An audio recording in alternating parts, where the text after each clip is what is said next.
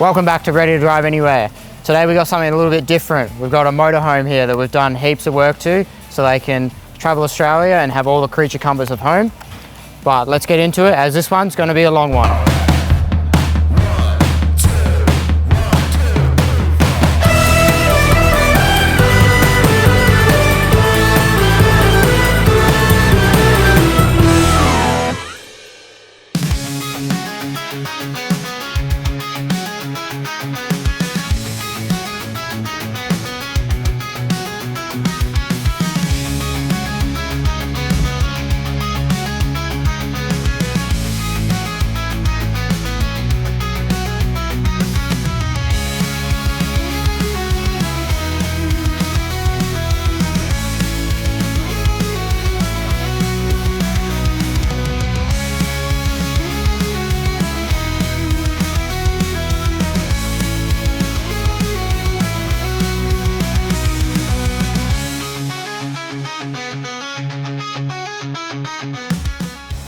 So up the front here, we didn't really do much. This is pretty much how it came to us. The only thing that we did was this front marker light at the top here wasn't working, so we've replaced that with an LED one.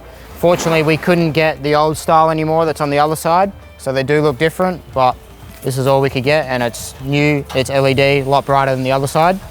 We'll probably jump around to the front compartment area because we installed some batteries and all that kind of gear.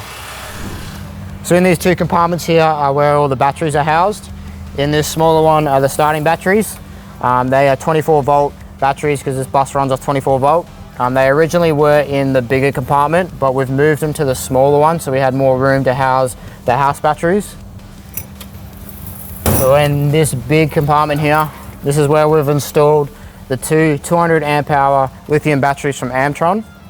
They are 200 amp hours, but at 12 volt they are 400, but because these are 24 volt ones, they are only 200.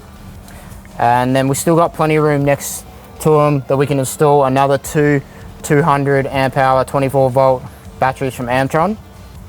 And then just over in the left hand side, we've installed a 4-way mega fuse holder, as well as the Victron smart shunt just below that. And then just on the roof is a 12-way fuse box, so you can easily add more accessories in the future. The good thing too about the Victron smart shunt is that you can view it all on your phone.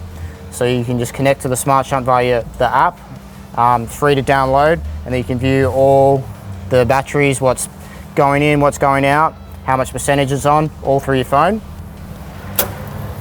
All right, so we'll probably jump around the other side and we'll see what's going in those compartments. So just up the front here on the driver's side, we replaced the amber and red side markers because it was missing. Unfortunately, we couldn't get the old style anymore. This is the new style, LED, a lot brighter, looks a lot nicer. And then just down here, we'll show you the plumbing that we did. So you can already see this valve that we've put in.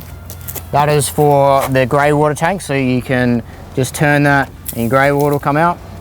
With a bit of grey water in there at the moment because we've been running the washing machine to test it, because yes, we have installed a washing machine into this van. So you can easily drain your grey water as well as hook a hose up so you can easily have it far away from you. Just under here is where we did some plumbing. A lot of plumbing was already intact, but they didn't have like the sink in the bathroom plumbed up to the grey water, as well as the washing machine. We hooked all that up, so it's all going now into the grey water tank. So because a lot of national parks, you have to have all your water going into a grey water tank, so now it meets the regulations. And then just down here in this compartment here, the gen set.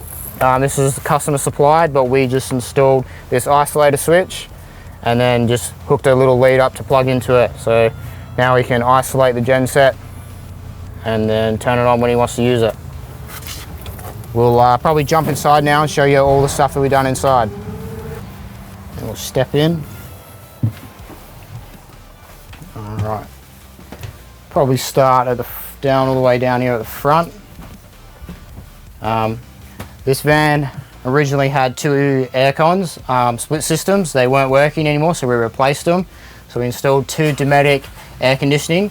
units, so they can be run off AC power when he's plugged into shore power, as well as he can run them off his batteries as well. So he can run these whenever he likes, which is essential because this bus has no air conditioning. So while he's driving along in summer, he's going to want to have these on, otherwise it's going to be absolute cooking in here. And then originally here was a big light that didn't work anymore, like one of the ones on the other ceiling. So, and it was also blocking the AC unit as well. So we replaced it for a national lunar light. So you just have the switch on there, and they're dimmable, as well as you can change it to amber as well. So yeah, very nice, very sleek, doesn't get in the way now of the aircon flow. Just down here on the side here, this was originally where one of the split systems were that wasn't working. So we made a plate to cover all the holes and everything, and then we decided to mount the modem for the Starlink that we've installed on the roof here. So he's going to have internet wherever he is in Australia because of Starlink, which is great. The switch to this is just on the side here. You can easily just turn it on, and then he can have his internet. And then behind here we've installed Ethernet switch, because the Starlink modem only comes with one Ethernet cable, and the customer requested to have two because he's a big gamer and he's going to have two Xboxes in here, one for him, one for his partner. So he's going to play, he's going to set up his Xbox here. So we've got this Ethernet cable here to plug into his Xbox, so we'll have lightning fast internet. And then we've installed another RJ45 cable, and we've run it to the back because she's going to play her Xbox down the back. So we had to install an Ethernet switch behind here so they could have two RJ45s instead of just the one. This is run off 24 volt bus, but this can be run off 12 volt or 24 volt. You can get Starlink in two versions, the 12 and 24 or the 240. He opted for the 24 because it's more efficient. You don't have to run your inverter to run the Starlink. So then just down behind here, over here, you can't see it, but behind this fridge, we've installed a Anderson plug because in the future, we've got it on order, we're just waiting for it. It's going to have a Bushman upright 230 litre fridge that's going to go here, and that's going to be run off 12 and 24 in this case because the bus is off 24. So we've installed an Anderson to plug that in at a later date. When it comes into stock, he'll come back and we'll throw it in and get rid of this 240 fridge. As well as we had to move the power point because originally the power point was in the way over here and you couldn't really get to it or plug it in, so we've moved it over there. So currently now he's got his fridge plugged into it. So obviously when we swap this fridge out, we can get rid of this double adapter and his microwave can plug directly in. And all these cabinets as well, there was cabling running all the way along, and it was just a mess and it was all unprotected, so we went and put it all in conduit. So it's nice and clean now instead of just having cabling everywhere and just a mess. We did that on both sides because it was just previously just run and you couldn't really, it was just a mess and it just looked horrible. So under the seat as well here, we'll just take this cushion off. And we'll flip that up. Under here is where we installed the Victron Multi Plus. This is a 3000 kVA. This is a 24 volt one since the bus is 24 volt. As well as you already had originally one MPPT. That was a blue solar one, 150. And then we've added two more 150 smart solar MPPTs. So there's 3 banks of solar on the roof. So existing, he had 2 banks already, and that was hooked up to the one MPPT. We separated the 2 banks and put them each into their own MPPT. So he's got 2 original banks, and then we added a 3rd bank, 2 390 watt panels, and that's also in its own MPPT. As well as next to the MPPTs, we've installed a Servo GX because there's a Touch 70 installed up there, and that just communicates with all the shunt, the MPPTs, and it just, as well as the Multi Plus, and it relays it all the way back to the Touch 50, so you can just view it all on the screen. We also cleaned up a lot of this wiring. I'm not sure if we got a before picture, but it was an absolute mess in there, and there was just 240 cable running, and it was unprotected. that was another thing that we did. There's a GPO that was installed in the battery compartment area, and it wasn't actually off an RCD, which is illegal as well as highly dangerous. So we ripped all that out and we rewired it all so it was all safe and all meets Australian standards. And a lot of this wiring in here was original. You can kind of see some of the cabling is a bit old, same with like these plugs. We normally don't do it like that, but we didn't want to add heaps of excess cost to the customer by just going through and replacing all the wiring. We want to try to save a little bit of cost, so we've left that. That's not how we normally do it, but it will work fine. So put that back down. So just up here is where we've installed the actual Touch 70. So the Victron comes in Touch 50 as well as a Touch 70 because we've got the space. We installed the Touch 70 and this thing's amazing. You can view all your loads, your AC loads. So currently we got 124 watts. That would be like the fridge running as well as the inverter running because the inverter's on at the moment. And then you can see that right now we're getting 180 watts of solar in, and normally you'd get a lot more than that, but we're only getting 180 watts in because as you can see, the batteries are at 100%, so it's not feeding the full amount in. It's only feeding basically what we're taking. As well as you can see, when we plug into the grid, the actual grid will come up here of how much we're bringing in from the grid, shore power. So yeah, and you can also turn the inverter on and off through the screen. So you can click the inverter and you can go mode, and you can change it to a charger only or inverter only, or you can turn it off. We just leave it on, and then it just does its thing, but you can turn it off if you like, all through the screen. As well as you can slide it, no, wrong way. Oh, that's the wrong way.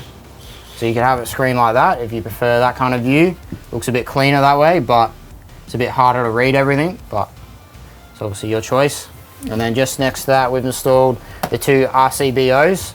So like I said before, it wasn't protected. They had some things run off the RCBOs, but not everything. So we've obviously changed all the 240, so it's all protected through the RCD.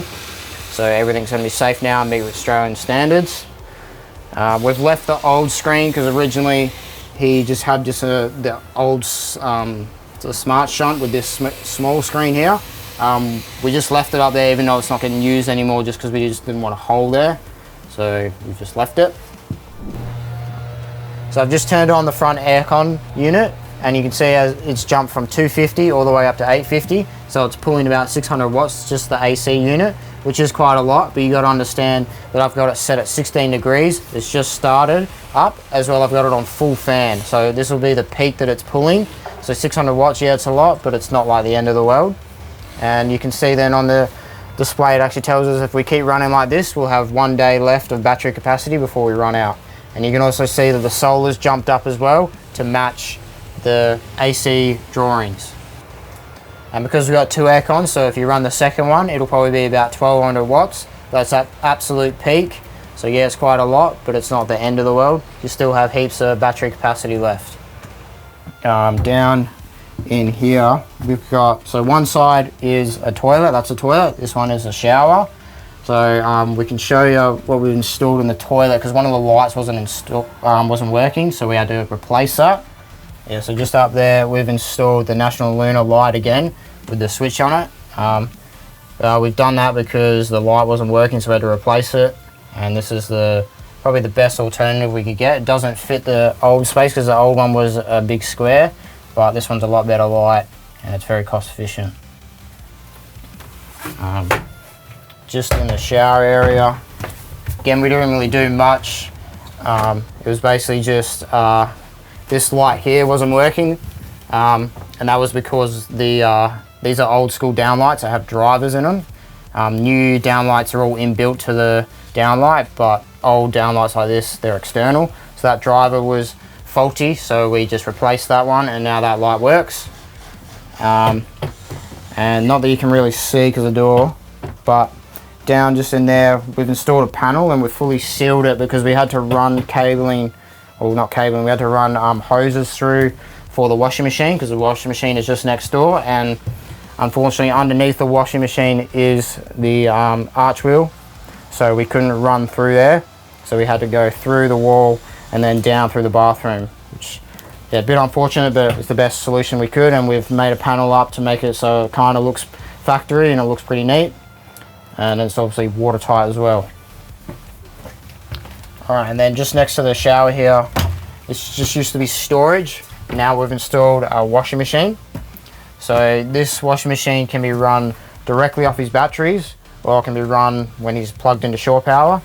So the plan with this bus is they want to be able to go fully off grid and run all their appliances like the washing machine, the 2 aircons, Starlink, the 2 Xboxes, TVs, all that kind of stuff, just off the house batteries. Hence why we've got 400 amp hours of battery at 24 volts, as well as room to add another 400 amp hours of battery. So they'll have plenty of juice to be able to run all this kind of stuff. So yeah, this runs fully off the batteries, and then we've plumbed it up to run into the grey water tank, and then it's off a pump as well. And then we had to install 240 GPO to plug it in. We've just installed that just up on the roof there, double power point. And then we put the rod, we've left the rod in so you can have a little bit of storage on the side for like coats and stuff you can hang up. And you still got the storage underneath where the arch is for the wheel. And then just in this cabinet is just where we ran the other RJ45, because they're planning to either install an Xbox in here or just out here in the bedroom for their second Xbox. So one will be up the front there, the other one will be here. So we've got another one so they can have lightning fast internet again. Up the top here is just a little TV. It was already installed. I think they're planning on removing that and having a bigger screen so they can game on a lot better than that one. We didn't do too much in here besides we installed another aircon. Originally here was another split system. We haven't made a plate up for this one. They got to come back, so we'll talk to them, see if they want us to make another little plate up for that and make that a little bit nicer. But we did fill in the hole that was for the aircon hoses. So we filled that up so it's all sealed, and yeah, got the aircon on the roof, and that was about it for in here. We'll probably jump outside. We can probably show you a little bit that's on the roof, all the solar and the aircons. We'll go out there. So at the front of the bus here, we've got the first air conditioning unit that we've installed from Dometic, and we've also just behind it got the dish for the Starlink that we've installed up there as well. And then behind that are the 2 banks of solar panels that were already existing. Like I said before, they were wired together. We separated them to make them more efficient and into their own MPPTs. And then right behind those 2 banks is our bank that we've installed. These are the new ones. These are 390 48 volt panels, and these ones are really efficient, a lot more efficient than the old panels, and a lot bigger as well. And then right behind there is the second air conditioning unit, Dometic, same one that's in the front. So on the roof here, he's got heaps of solar. He's got about 1400 watts. We don't know exactly because we can't see what the original panels are installed as. There's no markings on them. We're just guessing. We know obviously we've put 2 390s on there, so that's 780, and then we're guessing that those ones are about 600 to 700 as well. So we're estimating there's about 1400 watts of solar on there, which is an absolute heaps. So he's not going to need any more solar input. This one doesn't have a DC-DC charger installed. We have recommended that to the customer. He might do it at a later date. He's got to come back anyway for the fridge. We have recommended to install one, but that's very easy to do later. It's not that hard, so we can do that at a later date. So that completes the installation of this build. It's a pretty amazing build. It's pretty cool that they can go anywhere in Australia, have internet, be able to play video games, be fully off grid for days, if not weeks, with all the solar and all that kind of stuff. I think it's pretty amazing, this build. It's a bit different for us as well, which is pretty fun to do. If you'd like more information, you can head to our website at perthpro.com.au. Like and subscribe to our YouTube channel, Ready to Drive Anywhere. Thanks for watching, and I'll see you next time.